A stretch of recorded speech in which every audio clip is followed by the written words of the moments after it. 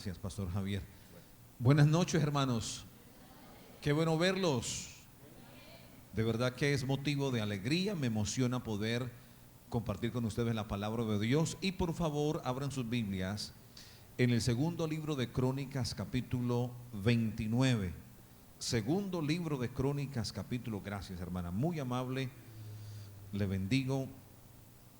Segundo libro de Crónicas, capítulo 29. Cuando lo encuentre diga amén. Bueno, muy bien. Bueno, quiero, hermanos, tocar un tema al que le he titulado ¿Cómo aprovechar los cambios que da la vida? A usted que le gusta tomar nota de los mensajes, apunte ese título: ¿Cómo aprovechar los cambios que da la vida? Diga cambios. Más fuerte, diga cambios. Bueno, la palabra cambios tiene que ver con crisis. Cuando hay cambios, se producen crisis. Cuando uso la palabra cambio, me refiero a dificultades, a tiempos de desierto, a tiempos de presión. Hermanos, y los cambios, las crisis son inevitables. Por más que nosotros oremos, por más que ayunemos, por más que ofrendemos, que sirvamos en la obra de Dios, los cambios, las crisis son inevitables. Diga, las crisis en el cristianismo son inevitables. ¿Son qué, iglesia? Hermanos, y Dios nunca jamás le prometió a su iglesia evitarle los tiempos de crisis. Lo que Dios promete es acompañarnos en medio de las crisis. Acuérdese de eso. Dios nunca te promete evitarte las crisis, te promete acompañarte en medio de las crisis. Amén. Jesucristo dijo: en el mundo tendréis aflicción, y las aflicciones son sinónimo de crisis. Hermanos, en la vida se producen cambios, pero escuche esto: los cambios bien aprovechados se convierten en trampolines. Y pregunto, ¿un trampolín para qué sirve? ¿Para qué lo usan? Para coger impulso y saltar más alto, ¿ok? Las crisis, los cambios bien aprovechados se convierten en trampolines, en donde usted puede ganar impulso para que vaya más allá. Una crisis mal aprovechada se convierte en un obstáculo, en un estorbo que te detiene, que no te deja avanzar más. Pero un cambio, una crisis bien aprovechado se convierte en una oportunidad. Amén. Miren, por ejemplo, hace poco aquí en Cali se cerró una empresa muy importante, Chicles Adams. Supieron, ¿verdad? Y mucha gente quedó desempleada, pero muchísima gente. Entonces, eso es un cambio. Mucha gente que hoy tenía su empleo y que de repente, de un día para otro, quedaron desempleados. Y de repente una persona que tiene 40, 50, 60 años en Colombia, tristemente, es considerada ya vieja. Así es. Mire, es duro, no debería ser así, pero usted va a una empresa en Colombia y usted dice: tengo 35 años, 40 años, y te dicen: qué pena, pero no califica para esta empresa. Hermano, si una persona con 35 años está supremamente joven, pero en Colombia se mueven las cosas así. Por lo tanto, mucha gente en Chicles Adams de un día para otro sufrieron un cambio. Gente que estaba bien empleada, de repente quedaron en la calle. Una mujer que era ama de casa, que su esposo respondía por todo, y de repente esa mujer se queda sin su esposo, ya sea porque con tanta violencia pierde la vida a ese hombre, lo matan, o porque ese hombre se va con otra. ¿Y cómo le cambia la vida a esa mujer? Hermanos, mucho. Es un cambio abrupto, es un cambio terrible, ¿verdad? Entonces, en la vida se producen cambios. En la vida se producen cambios. Estuve pensando en el título de esta prédica y estaba dudando entre cómo aprovechar los cambios que da la vida o cómo aprovechar las vueltas que da la vida. Porque la palabra más usual que utilizamos es vueltas, ¿verdad? Vueltas. Miren, yo recuerdo, por ejemplo, el 3 de enero, yo venía con mi familia de paseo, con mi esposa y mis 3 hijos, y de repente me estrellé. Hermanos, y fue tan duro el golpe que nos pegamos que nuestro carro se fue de pérdida total. Para que un carro lo den de pérdida total es porque fue muy duro el golpe. Los que saben de carros un poquitico, de mecánica, el chasis de mi carro quedó torcido. Pero milagrosamente no nos ocurrió nada. Pero mira, quedamos sin carro durante varios meses, andando en taxi, a veces cogiendo el mío. ¿Qué cambio? Seguro. Y usted quizás diga, no, pero eso no es mayor cambio. Claro, cuando usted no está acostumbrado a coger un mío, o tú sabes que es coger taxi todo el día y 10,000 y 10,000 y 10,000, o cuando tú estás acostumbrado a tu carro propio y tienes que coger el mío, esperar una hora y hacer el transbordo, y lo que tardaba 15 minutos se convierte en 1 hora, 2 horas. Esos son cambios. Así que el título de hoy es ¿cómo aprovechar qué cosa? Los cambios que da la vida. Diga cambios. Bueno, bendito Dios, te damos gracias en esta noche por tu palabra. Te pedimos que nos hables, Señor, que nos ministres a través de tu palabra. Señor, yo oro por cada persona que está aquí, Dios mío, los jóvenes, la gente adulta. Te pido que les hables, te pido que les ministres a través de la palabra, que tu palabra en esta noche no vuelva vacía, que tu palabra cumpla, Señor, el propósito por el cual es enviada, Señor. Quebrantamos todo obstáculo, quebrantamos todo impedimento, Señor, y declaramos libertad, así como hubo libertad para alabarte, para ofrendar, para orar, Dios mío. Declaramos libertad para estudiar tu palabra, para entender tu palabra, en el nombre de Jesús, amén. Dígale a alguien, el Señor te va a hablar. Dígale a alguien, el Señor te va a hablar. Bueno, quiero preguntarles en esta noche, ¿cuántos de ustedes hoy están viviendo algún tipo de cambio? Que usted dice, precisamente me acaba de dejar el novio.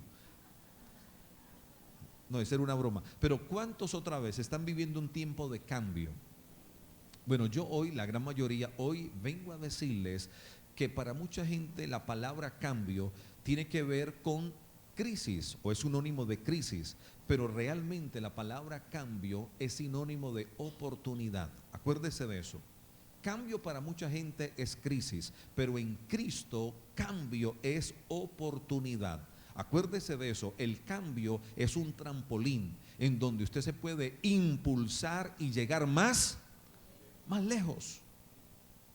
Que Dios no lo quiera, llegamos y la consola se quemó. Como nos ha pasado en la iglesia, se quemó la consola. ¡Ay, qué tragedia! No, es tiempo de cambio. De repente sea la oportunidad para hacernos a una digital y que suene mucho mejor. Nuestra mentalidad siempre tiene que ir orientada hacia lo mejor. Un cambio, una crisis. Ok, esto realmente es una oportunidad. Es el trampolín para ir más allá. Amén. Bueno, yo voy a hablarles en esta noche. ¿Hasta qué horas tengo, pastor? Hasta las 9. Voy a hablarles de Ezequías, el rey Ezequías. Vamos a ver bastante Biblia. Usted vino a estudiar la palabra, ¿verdad? La fe viene por el oír y el oír por la palabra de Dios. Ok, segundo libro de Crónicas, capítulo 29, versículo 1. Vamos a mirar cómo Ezequías enfrentó un cambio. ¿Lo tiene? Segundo libro de Crónicas 29, 1. Dice, comenzó a reinar Ezequías siendo de 25 años, tipo muy joven, y reinó 29 años. Ezequías, es decir, que vivió 54 años, 25 más 29, 54 años. El nombre de su madre fue Abías, hija de Zacarías, e hizo, lean conmigo el versículo 2, e hizo lo recto. ¿Qué hizo él? Ezequías, lo recto ante los ojos de Jehová, conforme a todas las cosas que había hecho David su padre. De hecho, la Biblia dice que en Judá, acuérdense que Israel se dividió en dos. El reino del norte se llamó Samaria, ¿verdad? Y el reino del sur, o el reino del norte, perdón, siguió llamándose Israel con la capital Samaria, y el reino del sur adoptó el nombre de Judá con la capital Jerusalén. Y entonces Ezequías reinaba sobre el reino del sur. Y la Biblia dice que uno de los mejores, o quizás el mejor rey que reinó en Judá fue precisamente Ezequías. Por eso la Biblia dice que él hizo lo recto. ¿Qué significa lo recto? Lo justo, lo correcto ante nuestro Dios. Ahora miremos La lista es muy larga de las cosas rectas, de las cosas buenas que hizo Ezequías, pero permítanme, les menciono 3 y de pronto 4. Versículo 3, en la Reina Valera aparece un subtítulo, ¿verdad? En la Reina Valera, los que leen la Reina Valera, ¿qué subtítulo aparece? Ezequías restablece el culto del templo. Dice el versículo 3, en el primer año, ¿en qué año? De su reinado, en el mes primero, ¿en qué mes? Abrió las puertas de la casa de Jehová. Entienda esa palabra, abrió como reinauguró el culto de la casa de Jehová y las reparó. Note algo importante, es bien interesante. Ezequías, como dice el dicho, entró pisando duro. Él no esperó mucho tiempo. En el primer año, ¿y en qué mes? Y en el primer mes, no esperó, primer año y primer mes, ¿qué hizo Ezequías? Restauró el culto en la iglesia. Si ustedes leen, y los desafío para que lean el capítulo 29, desde el versículo 3 hasta el versículo 36, van a leer allí que ya no se quemaba incienso en el templo, ya no se sacrificaban holocaustos, es decir, el templo había cerrado sus puertas, había soledad, lo que habían era telarañas y polvo. Pero cuando llega Ezequías, la Biblia dice que mandó a sacar toda la inmundicia del templo y restauró lo que se hacía en el templo. ¿Sí me puede entender? Entonces, lo primero bueno, recto que hizo Ezequías fue que restauró el culto en el templo. Tremendo, ¿verdad? Imagínense, eso no va a pasar, solamente un ejemplo, de repente ver la iglesia con los bombillos fundidos y que la gente pregunte, ¿ve qué día son los cultos? ¿Qué se diría entonces? No, ya no hay cultos. La iglesia cerró las puertas y los instrumentos, pues allá tienen que estar llenos de polvo. Así estaba el templo. Ahora imagínense que llegan los ujieres, los líderes y vamos a limpiar, vamos a trapear, desempolvemos todo, cambiemos los bombillos, limpiemos instrumentos y hermanos, el próximo domingo reinauguramos el culto. Eso fue lo que hizo el rey Ezequías. Ok, número 2. Capítulo 30. En el capítulo 30 aparece otro subtítulo. En el capítulo 30, ¿qué subtítulo aparece? Ezequías celebra la Pascua. Versículo 1 dice, Ezequías 31. Envió pues Ezequías por todo Israel y Judá, acuérdense, Israel, reino del norte, Judá, reino del sur, y escribió cartas a Efraín y a Manasés para que viniesen a Jerusalén a la casa de Jehová para celebrar ¿qué cosa? La Pascua a Jehová, Dios de Israel. Pues bueno, ustedes saben que la Pascua o en la Pascua, Israel que celebraba y Judá que celebraban la independencia. El día de la independencia de Judá se celebraba en la Pascua. Ellos recordaban cómo Dios los sacó de 400 años de cautividad, de la esclavitud de Egipto. ¿Saben de qué estoy hablando, verdad? Hermanos, y la Pascua era una orden de Dios. O sea, no se celebraba porque sí, se debía celebrar porque Dios lo había ordenado. Pero esta gente estaba tan mal, tan distanciado de Dios, que número uno, el templo se cerró y no se volvió a celebrar el culto en el templo. Y número dos, no volvieron a celebrar la Pascua. Terrible. Y entonces Ezequías, lo segundo recto que hace es restaurar la celebración de ¿qué? De la Pascua. Lo segundo de la Pascua. Ahora, capítulo 31, versículo 2, aparece otro subtítulo. Capítulo 31, versículo 2. ¿Qué subtítulo aparece? Ezequías reorganiza el servicio de quienes, de los sacerdotes y levitas. Acordémonos, hermanos, que el rey David muchos años atrás había establecido turnos. ¿Para qué? Para que nunca se detuviera la alabanza a Dios. Habían turnos para que la alabanza fuera constante, para que la alabanza fuera continua. ¿Sí me hago entender o no? Entonces entraban unos y salían los otros, y luego entraban los otros, y todo el tiempo habían sacerdotes y levitas alabando a, no, se te cayó un papelito allí, alabando a Dios. Pero tristemente también se dejaron caer los turnos. Y cuando llega Ezequías dice, no, la alabanza a Dios tiene que ser continua, constante, no se puede detener. Y entonces, ¿qué hizo Ezequías? Volvió a restaurar los turnos. Ahora, esto no es lo único, pero le menciono tres cosas importantísimas. Acuérdese de eso. Número uno, ¿qué hizo Ezequías? Restauró el culto en el templo. Número dos, ¿qué hizo? Volvió a celebrar la Pascua. Y número tres, estableció nuevamente los turnos para que la alabanza no cesara, para que la alabanza no se detuviera. Ahora, me gusta lo que dice el versículo 21 del capítulo 31. Miren lo que dice aquí la Biblia acerca de Ezequías. Versículo 21 del capítulo 31. ¿Lo tiene? Léanlo conmigo. En todo cuanto emprendió, ¿en qué? En el servicio de la casa de Dios, de acuerdo con la ley y los mandamientos, buscó a Dios, lo hizo de todo corazón y fue ¿qué? Prosperado. Por eso es que la Biblia dice que Ezequías fue un excelente rey. Fue un excelente rey, un hombre que hizo lo recto, un hombre que fue fiel con Dios, un hombre que dispuso su corazón para buscar con intensidad y con transparencia a Dios. Pero aquí viene entonces el meollo del asunto. Viene lo que les quiero enseñar, los cambios que se presentan. Yo pregunto, cuando usted estudia la historia de Ezequías hasta este punto, ¿usted qué diría? Ese hombre, ¿qué se merecía? Con lo que hemos leído hasta aquí, premios, un sinónimo de premios, regalos, admiración, reconocimiento, ¿verdad? Debía ser, diría uno, galardonado, bendecido, pero de forma mayúscula, ¿sí o no, hermanos?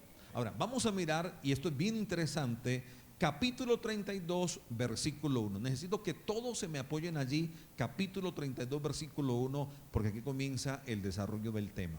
Dice, ¿lo tienen? Léanlo conmigo.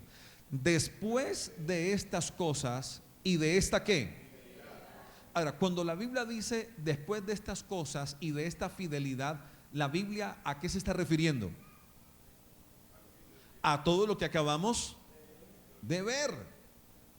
Que restauró el culto en el templo, que celebró la Pascua, que volvió a restaurar los turnos de los sacerdotes. La Biblia dice, después de estas cosas, lo que acabo de mencionar, y de esta ¿qué?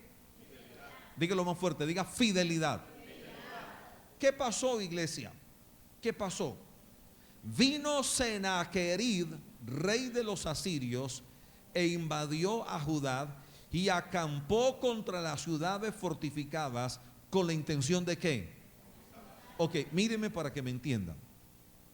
De repente, de un día para otro, jóvenes, hermanos, de un día para otro, se levanta Ezequías y tocan a la puerta a sus sirvientes y le dicen, rey, estamos rodeados.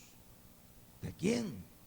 Vino Senaquerib con su ejército. En aquel momento Senaquerib era el rey de Asiria y Asiria era la potencia de aquel momento, armados hasta los dientes y hombres en cantidades. Y de repente la vida le da un cambio a Ezequías. Se levantó con Judá rodeada, hermanos, y no venían a saludarlos, no venían a traerle presente, venían a, ¿qué dice la Biblia? Venían a conquistarlos. ¿Sabe qué significa conquistarlos? Venían a subyugarlos, señores. Venían a robarse todo. Venían a llevarse a la gente cautiva. Venían a esclavizarlos. Venían a hacerlos tributarios, es decir, a establecerle impuestos. Ahora, lo tremendo es esto, y no se me distraigan. Lo tremendo, y me gusta que la Biblia lo narra así: después de esta fidelidad. ¿Por qué? Porque mucha gente piensa que cuando se producen cambios, eso es producto de la infidelidad. Y de hecho el religioso, cuando alguien experimenta un cambio, ¿qué dice el religioso? Algún pecado tenía oculto por allí. No necesariamente. En este caso, la Biblia no dice, y vino todo esto producto de la infidelidad. No, dice la palabra, y vino todo esto después de ¿qué? Wow. Entonces, de pronto usted diga, yo estoy siendo fiel, y apóstol, he diezmado con fidelidad, fiel con mis hijos, con mi esposo, mi marido, fiel en un ministerio y de repente se está presentando esto. ¿Por qué? Hermano, normal. Usted ni es el primero, ni va a ser el último. Entonces, yo he venido hoy a enseñarles, miren, lo que quiero enseñarles, esto es sencillo. O sea, esta no es la revelación traída de Júpiter, no, esto es sencillo, ¿verdad? Si una persona vino nueva hoy me va a entender, y el antiguo acá, o sea, antiguo digo porque lleva muchos años en la iglesia congregándose, no por otra cosa, también me va a entender. No se rían que esto es serio, hermanos. Entonces, usted quizás está siendo fiel, pero el que usted sea fiel no le va a evitar que en su vida en algún momento se produzcan cambios. Cambios que para muchos son crisis. ¿Me entiendes? Que para muchos son crisis, cambios terribles.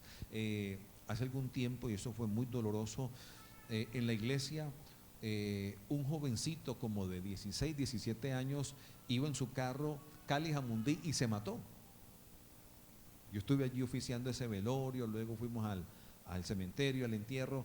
Hermanos, miren, yo me acuerdo de ese papá cómo lloraba, de una forma inconsolable.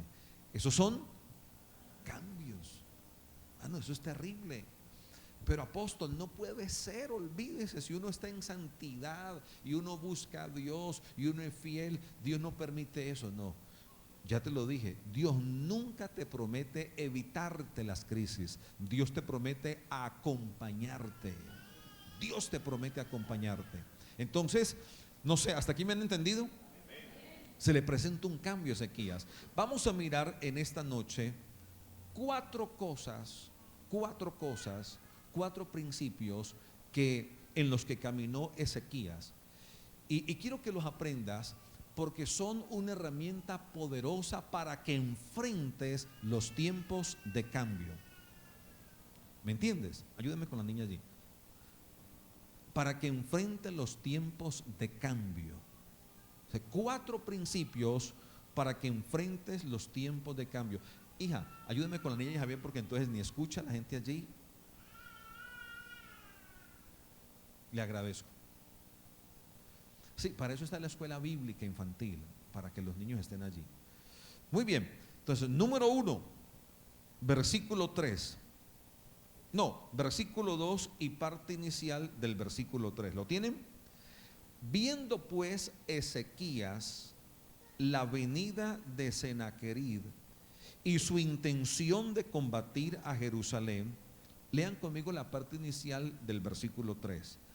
Tuvo consejo con sus príncipes y con sus hombres valientes. Subrayen su Biblia, tuvo consejo. Subraye esa parte en su Biblia. Tuvo consejo. ¿Qué tuvo Ezequías? Miren, siendo el rey un hombre tan importante y un hombre tan poderoso, cuando se le presenta ese cambio, Ezequías no se ensimismó, no se aisló, sino que la palabra enseña que llamó a los más importantes de su reino. ¿Y los llamó para qué? Para tener un consejo. ¿Para tener qué? Un consejo. Entonces, el orgulloso piensa que se las sabe todas. El orgulloso piensa que no necesita de nadie. Eso piensa el orgulloso. Y la palabra dice, ay del solo, que cuando caiga no hay un segundo que lo levante. Pero también la palabra dice, hermanos, que hay sabiduría en la multitud de consejos. Por lo tanto, cuando Ezequías ve que se le produce ese cambio en la vida, ese cambio en su reino, lo primero que hace es buscar consejo, pero no de cualquiera, sino de sus príncipes y de sus hombres valientes. ¿Me comprenden? Entonces, ¿qué es lo primero que tú debes hacer? Cuando veas que en tu vida se producen cambios, busca a alguien sabio, que pienso que sería el pastor Javier o alguien de la iglesia, un anciano, una autoridad, mi hermano, y no te quedes callado, abre tu corazón y pide un consejo. mira pastor, me está pasando esto, necesito que, bueno, quiero que lo sepas y necesito que me orientes. ¿Saben por qué? Porque la palabra dice que la presión entontece al sabio. Lo han leído, ¿verdad? La presión entontece al sabio. Es decir, cuando la gente se siente presionada, la gente es dada a tomar decisiones equivocadas. ¿Me comprenden? Y por eso lo importante de un consejo. Por eso entonces yo elogio lo que hizo Ezequías. Ezequías, en medio de la presión, en medio de la crisis, en medio del cambio, el tipo no fue bobo. Llamó a la gente sabia y pidió consejo. Ahora, ojo con los extremos. La sabiduría te da equilibrio. Es tan malo quedarse callado como contarle a todo el mundo lo que uno está viviendo. Ambas cosas son malas. ¿Me entiendes? Por eso cuando el profeta le dice a la mujer aquella, a la viuda, métete con tus hijos, acuérdense, ¿verdad? Tomen el aceite con las vasijas y comiencen a llenar las vasijas. Él le dice a la mujer, tú y tus hijos. Es decir, hay cosas que hay que enfrentarlas con un círculo cerrado. Y eso fue lo que hizo Ezequías, él con su gente importante. Ahora, hay gente, miren, yo me acuerdo, yo lo he contado aquí creo en algunos, cuando he venido a predicar. Mi hijo menor, yo tengo 3 hijos, Santi que ya tiene 19 años, Sarita que tiene 14 años y Emanuel que tiene 10 años. Cuando mi esposa quedó en embarazo de Emanuel, del menor, nos dice el médico, ustedes deberían provocar un aborto inducido, porque el niño viene sin riñones. O sea, no es viable. Wow, eso es duro, hermanos. Entonces, la noticia nos cae, por supuesto, como un baldado de agua fría. Y yo le digo a mi esposa lo siguiente, miren esto, mi amor, claro, mi esposa se llenó de tristeza, de dolor, igual yo, no crea, la fe de uno es probada allí. Pero yo le digo a ella, no vamos a contarle esto a todo el mundo. Vamos a contarle esto a gente de fe, gente que nos ayude a orar y gente que crea juntamente con nosotros. Porque si le contamos a todo el mundo, muchos van a decir, qué pesar del pastor Manuel, qué lástima de la pastora. No, eso es horrible. Sin riñones no hay esperanza de nada. Yo pregunto, ¿para qué sirve lo que esa gente dice? Para nada.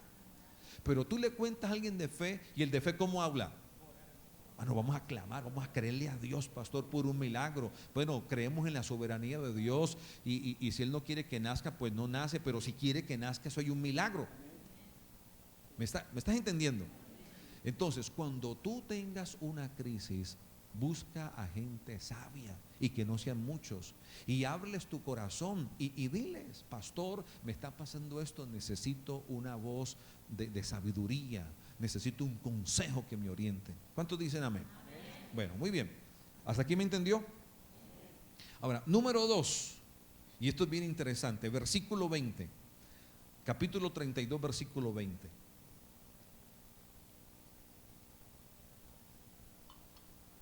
¿Lo tienes? Léalo conmigo. Mas el rey Ezequías, siga leyendo, y el profeta Isaías, hijo de quién, ¿qué hicieron? ¿Y qué más? ¿Sabe cómo se llama esto? Un equipo de oración. El poder del acuerdo, hermanos. Jesucristo dijo, si 2 se ponen de acuerdo para pedir cualquier cosa, creyendo lo recibirán. El poder del acuerdo. Esto se llama sinergia espiritual. La Biblia dice en Eclesiastés, hay mejor paga para 2 que para 1. Ezequías, miren que Ezequías, pastor Javier, era un tipo muy, muy sabio. O sea, el tipo cuando le da ese cambio a la vida, él dice, yo no puedo quedarme aquí solo, yo voy a buscar a la gente sabia y les pido un consejo, a ver qué vamos a hacer. Y número 2, ¿dónde está el profeta? Llamemos al profeta, y fue y lo buscó, y el rey, dice la palabra, Ezequías, juntamente con el profeta Isaías, conforman un equipo de oración. Entonces, cuando usted viva tiempos de crisis, busque a alguien sabio para que le dé un consejo sabio. Pero ojo con lo que le voy a decir, esto es importantísimo. Busque a alguien que usted sabe que es de oración. Que usted sabe que es de oración. ¿Me entiendes? Y dile, mira mi hermano, Por ejemplo, mira, en mi hogar estoy viviendo una crisis, hermano, con un hijo, lo que sea, con mi esposa, mi relación de pareja. Hermano, necesito que te unas conmigo en oración. Quiero saber que tú estás orando por mí y que aunque de pronto no estemos en el mismo lugar, pero sé que tú estás orando conmigo. ¿Me entiendes o no? Porque Jesucristo lo dijo, si dos se unen, equipo de oración. Entonces Ezequías, hermanos, ante aquella problemática, busca al profeta y establece un equipo de oración. Eso es poderoso. Entonces, me gusta porque yo veo humildad en Ezequías, humildad. Porque un tipo orgulloso, ¿qué dice, hermanos?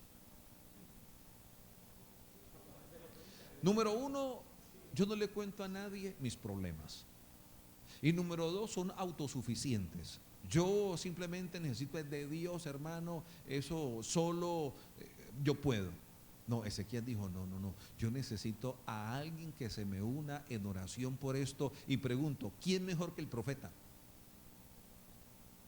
Entonces, mi hermano, cuando tengo un problema, igual no ventile su problema con todo el mundo, pero yo sé que aquí en la iglesia, aparte del pastor Javier, tiene que haber gente que es de oración. ¿O no, hermanos? Mire, yo le aseguro algo. En nuestra iglesia, la central, hay gente que de pronto no son tan buenos hablando como somos nosotros. Gente que no habla mucho, gente que pasa como desapercibida, pero no les gana a nadie orando. ¿Me entiendes? Hay gente que no les gana a nadie orando. Esa gente es fuertísima. Ellos no son buenos hablando en público, pero orando, bendito Dios.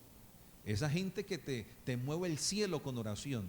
Gente que se postre y no hay problema en 2, 3 horas de oración. No hay problema. Es gente que de madrugada ahí están todo el tiempo orando. Hermanos, si yo tengo un problema, ¿ustedes qué piensan? ¿A quién le caigo? Pues a ese. ¿Me entiende? Y yo lo hago, yo lo he hecho como pastor, como apóstol. Yo no tengo problema. A veces venga fulano de tal, porque yo sé que son de oración, pastor Javier.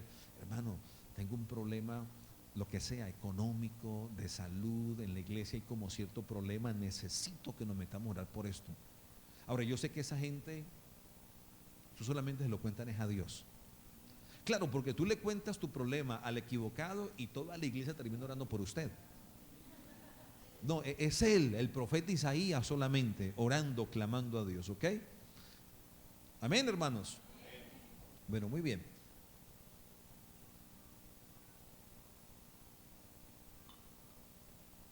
Ve que se hizo el reloj, aquí está. ¿Qué horas son? Ay, no. Aquí son las 8:57. ¿Cómo así ves por la mitad de la prédica, hermanos? Y ya. Sí, ya. No, 8:36. Ese está atrasado. Este está adelante y ese está atrasado, hermano. Bueno, número 3. Número 3. Hasta aquí, ¿cómo vamos? Ok, sin problemas. Bueno, quiero hablarles de dos declaraciones muy poderosas que hizo Ezequías. Versículo 7. Segundo libro de Crónicas 32, versículo 7. ¿Lo tienen? Dice, léanlo conmigo. Esforzaos y animaos. No temáis ni tengáis miedo del rey de Asiria, ni de toda la multitud que con él viene. Lean fuerte lo que sigue. Porque más hay con nosotros que con él. Wow, escuche esto. Pero humanamente hablando, lo que Ezequías dijo no era cierto. Humanamente hablando no era cierto. Espiritualmente hablando sí era cierto, pero humanamente hablando no. ¿Por qué no? Porque los soldados que tenía Senaquerib eran muchísimos, muchísimos más que los que tenía Ezequías. Es más, seguramente los incrédulos que escucharon a Ezequías dijeron, este rey está ciego, ¿qué es lo que está viendo? ¿Cómo que más son los que están con él que los que están con el otro, cuando todos sabemos que el ejército de Ezequías es un puñadito de hombres comparado con el ejército de Senaquerib? Y la pregunta es, ¿por qué Ezequías dijo eso? Ojo con esto, nunca se olvide de esto. Porque Ezequías, sin lugar a dudas, tenía sus ojos espirituales bien abiertos. Bien abiertos.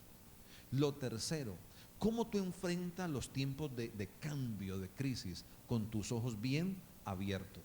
¿Por qué? Porque con los ojos naturales tú solamente verás realidades naturales. Pero con los ojos espirituales tú podrás ver realidades espirituales o realidades sobrenaturales. ¿Me entiendes? Cuando yo leo este pasaje, Pastor Javier, inmediatamente de qué me acuerdo. Seguramente a usted le está pasando ahora eso, de el siervo de Eliseo, de Giesi. ¿Se acuerdan? Giesi le dice: profeta, los enemigos nos tienen rodeados. Y el profeta, ¿qué oración hace? Dios, ábrele los ojos. Y cuando ora por él, los ojos se le abren. ¿Y qué dice la Biblia? Que observa al ejército de Dios rodeando al ejército de los enemigos. Yo pregunto, ¿el ejército de Dios apareció en ese momento o ya estaba? No, ya estaba, solamente que Giesi era un ciego y no lo veía. ¿Me hago entender? Me gusta lo que dice la segunda carta a los Corintios. Dice: viendo lo que no se ve. Viendo lo que no se ve, porque lo que se ve es temporal, pero lo que no se ve, refiriéndose al mundo invisible, permanece para siempre. ¿Me entiendes? Por lo tanto, una persona con los ojos abiertos espirituales, en donde hay enfermedad, ¿el que puede ver? Él puede ver sanidad. El que tiene los ojos cerrados completamente, ¿qué ve? Solamente ¿qué ve? Hermano, muerte. No, usted está llevado, hermano. Usted ya está para los santos óleos, ya usted ya no hay nada que hacer, hermano. Seguro. El que tiene sus ojos abiertos en la pobreza, ¿qué ve? Tipo ve progreso. Tipo ve progreso. Padre, alguien dijo el otro día: ¿qué se necesita para ver la gloria de Dios en un problema? Y él dijo: número uno, tener un problema. Si usted quiere ver la gloria de Dios en un problema, lo primero que usted necesita es un problema. Entonces, el que tiene los ojos espirituales abiertos, cuando ve el problema, dice: esta es la oportunidad para que yo vea un milagro de Dios. Entonces, es distinto. Mira, créame, el que tiene sus ojos abiertos espirituales es distinto en lo que ve, y por lo tanto es distinto lo que, ayúdeme, lo que declara, lo que habla. Bueno, y usted va a ver gente en la iglesia así. Mire, usted va a ver gente con el mismo problema, y sin embargo la forma de hablar es distinta. El mismo problema, pero se habla distinto. Apóstol, ¿por qué? Porque este tiene los ojos abiertos y este está ciego espiritualmente. Este solamente ve lo natural, en cambio el otro ve lo invisible. Él ve a Dios, él ve sanidad, él ve prosperidad, él ve gozo, él ve vida, él ve fertilidad. ¿Me entiendes o no? Entonces tú necesitas tus ojos bien abiertos. Señor, ábrame los ojos, que yo no solamente vea la realidad visible, que también vea la realidad invisible, Señor. Dios me dijo el otro día: mientras uno solamente vea lo que se ve, siempre el agua le va a dar al cuello. Y espero que sepa o que entienda a qué me estoy refiriendo. Cuando uno solamente ve, observa lo que se ve, siempre el agua le va a dar al cuello. Eso fue lo que le pasó a Pedro. Cuando Pedro quita su mirada de Jesús y comienza a ver lo que se veía, es decir, la realidad visible, la realidad natural, ¿qué pasó con Pedro? Inmediatamente se hundió. ¿Por qué hay gente en la iglesia que todo el tiempo tiene el agua al cuello? Porque ellos no ven lo invisible, ellos solamente ven lo natural. Y apóstol, no avanzo. Y apóstol, por más que le hago, siempre estoy llevado. Si no es aquí, es acá. ¿Qué es lo que me pasa, apóstol? Que usted necesita que los ojos le sean abiertos, mijo. Si se abren sus ojos, cambia su mentalidad y también va a cambiar su forma de hablar. Número 4. El versículo 8. Esto es bien poderoso. Versículo 8 del capítulo 32. Léanlo conmigo. Dice Ezequías de Sennacherib: con él está el brazo de carne, mas con nosotros está Jehová nuestro Dios. ¿Para qué? para ayudarnos y pelear nuestras batallas. Esto es muy poderoso. ¿Saben qué dice Ezequías? Con Senaquerib está el brazo de carne. ¿Saben qué es el brazo de carne? Los soldados, las armas, los carros, los caballos, etcétera. Pero dice él, pero con nosotros está Jehová. Y dice dos cosas poderosas. Número uno, ¿para qué? Para ayudarnos. Y número dos, para pelear nuestras batallas. Por favor diga, Dios está conmigo para ayudarme y pelear mis batallas. De nuevo dígalo, Dios está conmigo para ayudarme y pelear mis batallas. Y por favor, dígaselo a alguien, Dios está contigo para ayudarte y pelear tus batallas. Dios está contigo para ayudarte y pelear tus batallas. ¿Dios está con quién? Con nosotros. ¿Para qué? Para ayudarnos y para pelear nuestras batallas. Miren, señores, nosotros cada vez que se presente una dificultad tenemos que pararnos firmes en esta palabra y declararlo a los cuatro vientos: Dios está conmigo. Mira que el diablo ve como que te tiene en la encerrona más terrible, emboscado, como que te estás hundiendo en arena movediza, pero tú levantas tus ojos, abres tu boca y declaras: yo creo, independientemente de lo que me está rodeando, independientemente de lo que está sucediendo, independientemente que Senaquerib me tiene rodeado, pero yo creo que Dios está conmigo y Él está conmigo para ayudarme y pelear mis batallas. Wow. Fue tan poderosa esta declaración que hace Ezequías que Senaquerib le manda a preguntar: ¿en quién es que tú confías? Luego en su casa lo leen. Era tan tremendo como hablaba Ezequías que Senaquerib le manda a preguntar: ¿tú en quién es que confías para que te rebeles contra mí? ¿Cuál es tu confianza? Tremendo, ¿verdad? Es decir, Senaquerib se sorprendía de la firmeza de Ezequías en cuanto a la confianza en Dios. Así que, amados, vamos a repasar 4 cosas. Yo sé que si usted, como las vacas, ¿qué hacen las vacas con el pasto? Los estudiantes, ¿cuántos estómagos tiene la vaca? ¿Y qué hace la vaca todo el tiempo? Exactamente. Si usted coge todo lo que le he enseñado y vuelve y lee, de pronto usted dice: ay, el apóstol le faltó el quinto, eran 5. Y otro dice: no, yo ya encontré 6. Entonces yo le traje 4, pero es como el abreboca. Usted ya lo coge y le mastica y le saca, y seguramente Dios le va a dar más cosas. Ahora, esta historia también está en Isaías y en Reyes. Es tan poderosa esta historia que aparece en 2 libros más, ¿ok? Y usted, yo sé que lo va a leer, pero hoy le creo expectativa con la enseñanza. Pero ayúdeme, yo sé que usted memorizó, este tema. Número 1, ¿qué hizo Ezequías? ¿Pidió qué? Consejo. Número 2, ¿qué conformó? Equipo de oración. Número 3, tenía sus ojos bien abiertos. Y número 4, declaró, confió que Dios estaba con él para ayudarlo y para pelear sus batallas. Ahora, ¿qué pasó entonces cuando Ezequías camina en estas cosas? Miren qué tremendo esto. Versículo 21 del capítulo 32. Después que Ezequías pide consejo, que Ezequías conforma el equipo de oración, que Ezequías habla producto de lo que veía en el mundo invisible, después que declara su confianza, que Dios estaba con él para ayudarlo y para pelear por él, miren lo que finalmente sucede. Versículo 21 del capítulo 32. ¿Lo tiene? Léalo conmigo. ¿Y Jehová qué hizo?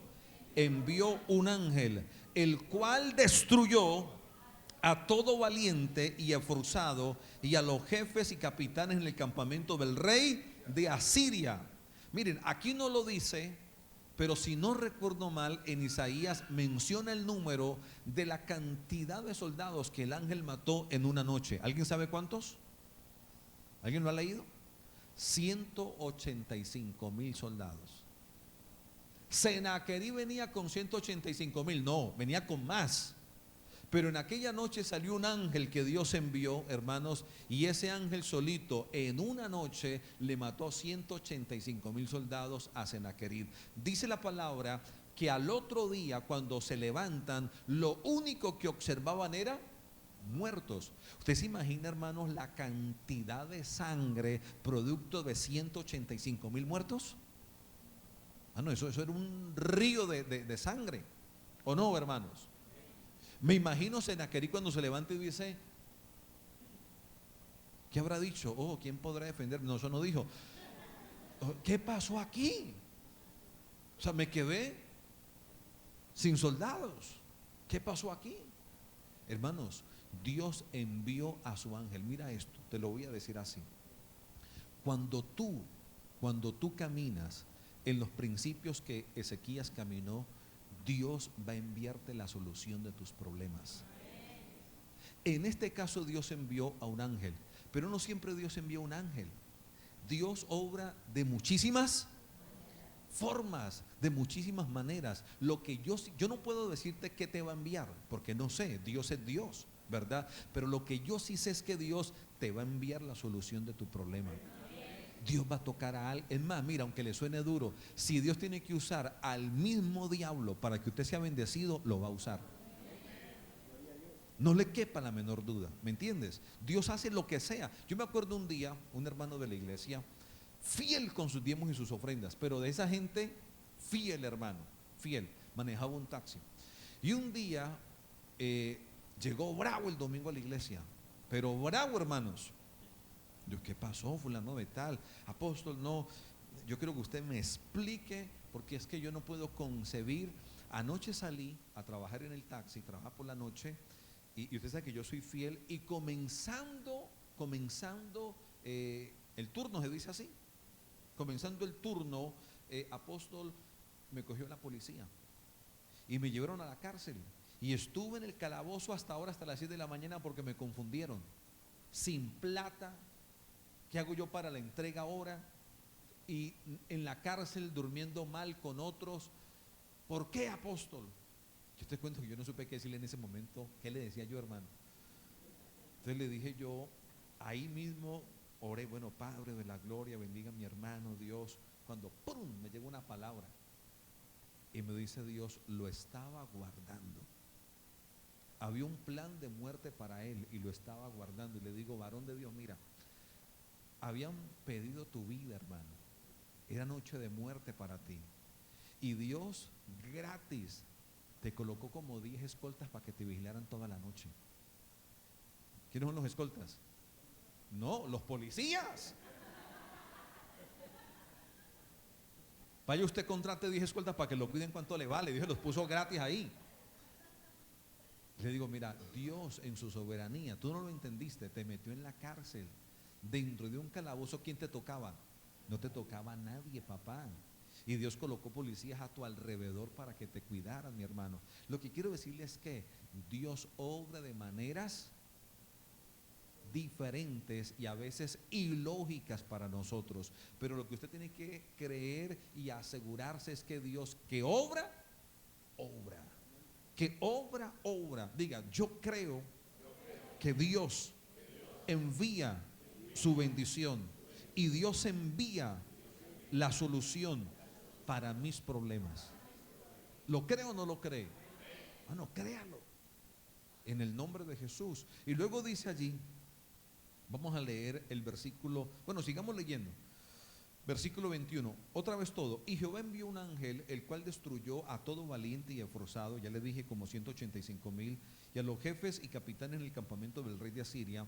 Este se volvió, Senaquerib, por tanto, ¿cómo se devolvió? ¿Sí hay cómo hace Dios? ¿Cómo se regresó? No, perdóneme, con la cola, hasta ahí nomás llego yo, con la cola. Avergonzados, señores, a su tierra, y entrando en el templo de su Dios, allí ¿qué hicieron? A espada sus propios hijos. Wow. Mano, escúcheme esto. Escúcheme esto. Hay propiedades que dice no entre, propiedad privada, perros bravos. ¿Han leído eso o no? Yo no sé si usted sabía. Sobre usted hay un letrero que dice no se metan con propiedad privada, ángeles bravos. El que se mete con usted se mete con Dios. ¿Me entiendes? El que atenta contra usted, atenta contra la propiedad privada de Dios. ¿Qué dice el Señor? Este es mi pueblo, mi especial tesoro, mis hijos amados.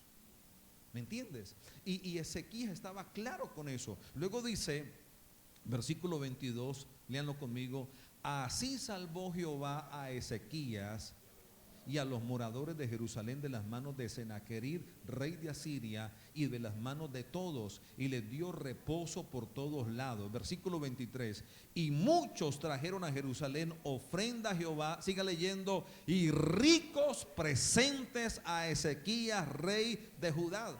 Después del tiempo de presión, después del tiempo de sentirse casi que ahogado, hermanos, Dios todo lo comenzó a ¿qué? A cambiar. Porque así es la vida. Diga ciclos. Más fuerte, ciclos. O diga temporadas. Hermanos, la palabra dice: hay tiempo de llorar, hay tiempo de reír. Hay tiempo, hermanos, para todo. Y después de este tiempo difícil, de repente Dios comenzó a cambiarlo todo. Diga, Dios tiene el poder para cambiar toda circunstancia. Le pregunto, cuando Ezequías supo que a Senaquerib lo habían matado, que ya no existía, y que el ejército quedó, reducido a un grupo pequeño, y le traen ricos presentes, le pregunto, ¿qué se dibujaba en el rostro de Ezequías? Por Dios.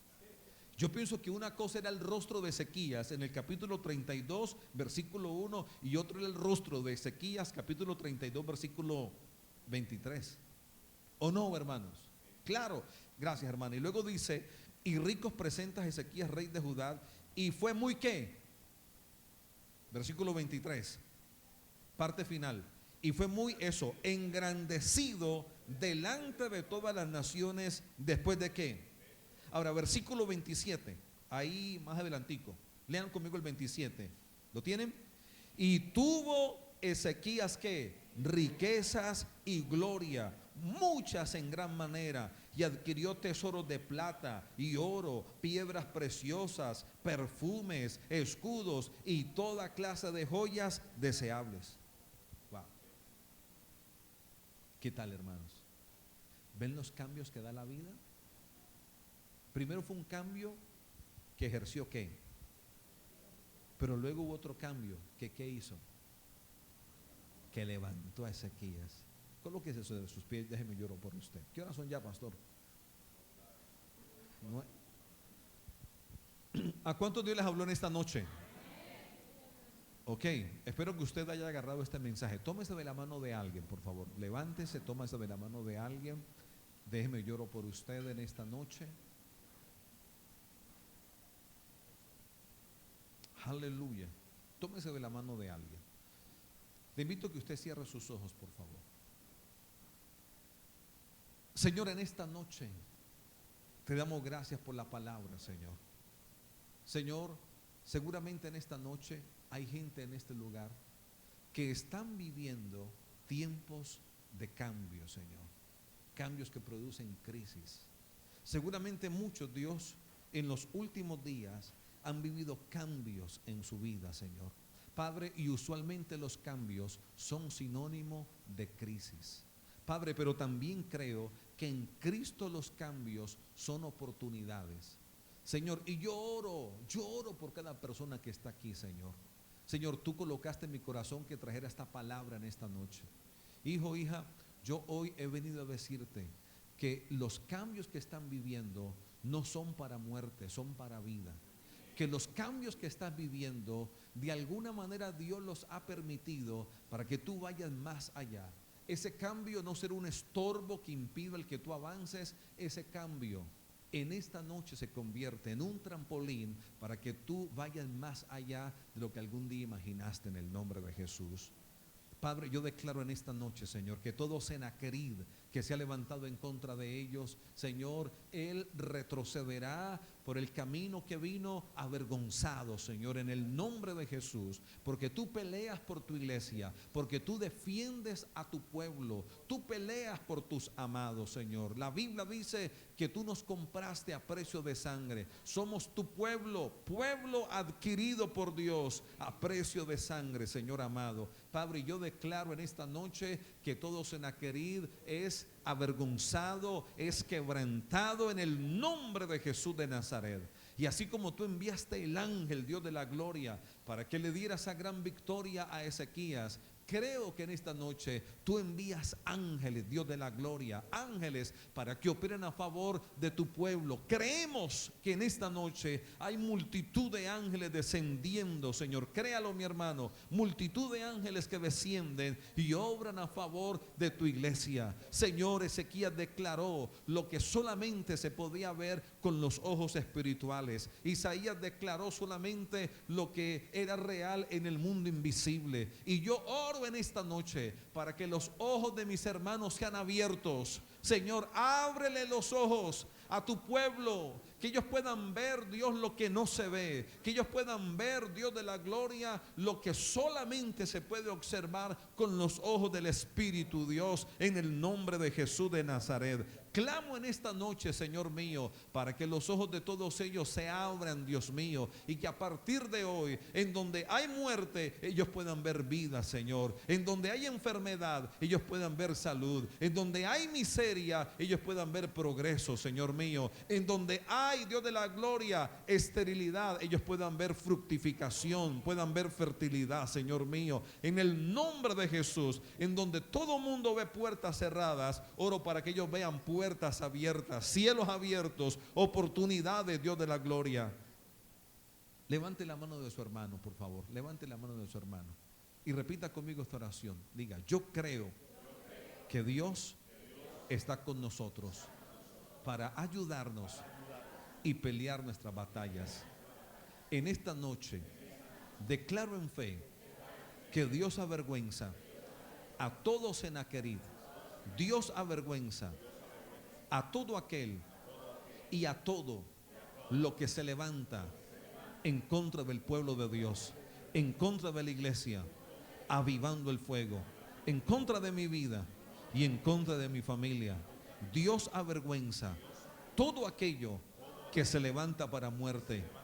Yo creo que en esta noche Dios envía ángeles que obran y operan a favor de la iglesia.